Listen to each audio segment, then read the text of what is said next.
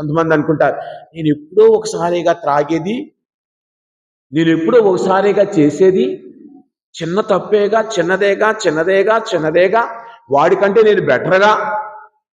చాలా మంది అదే, ఆ అబ్బాయి కంటే నేను బెటర్ అండి, ఆయన కంటే నేను బెటర్ అండి, ఆవిడ కంటే నేను బెటర్ అండి, వాళ్ళకంటే నేను చాలా చాలా, తెలుగులో ఏమంటాం బెటర్ని?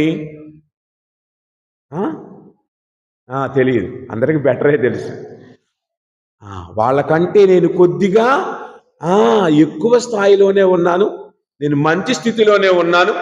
కావున ఈరోజు నా దేవుడు అడుగుచి ఉన్నది, ఇదిగో మన జీవితంలో ఉన్న భయాల వలన, వేదన వలన మనము మొద్దుమారిపోతూ ఉన్నామా, లేక రెండవది మనము జీవితములో రొటీన్గా జరుగుతుంటాయి కొన్ని విషయాలు.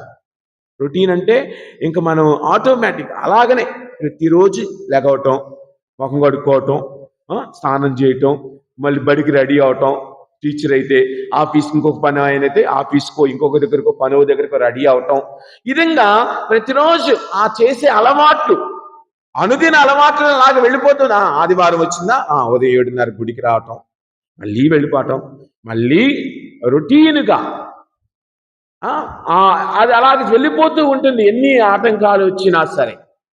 అలాగ కాకుండా, రుచీనుగా కాకుండా, దానికి భిన్నముగా అనగా ప్రాపంచిక ఆశలకు లోను కాకుండా మనము ఈ భగవంతుని మీద ఆధారపడి జీవించే వారిగా, అంటే విలువలకు రాజీ పడకుండా జీవించే వారిగా, భయభక్తుల నుండి క్రమక్రమముగా దూరము వెళ్లకుండా, దేవుని నుండి దూరముగా వెళుతూ, ఒక ఆదివారం వెళ్ళలేదనుకో, ఒక వారమేగా, తర్వాత పర్లేదులే, పోయిన వారం ఎటు వెళ్ళలేదులే, ఇంక ఈ వారం మేము వెళతాం, పోయిన వారం వెళ్ళలేదు, ఇంక ఈ వారం వద్దులే, ఈ వారం వెళ్ళలేదుగా, 3వ వారం, 4వ వారం, 5వ వారం, ఈ విధంగా మనల్ని మనము ప్రభువుకి దూరము చేసుకుంటూ ఉంటాం.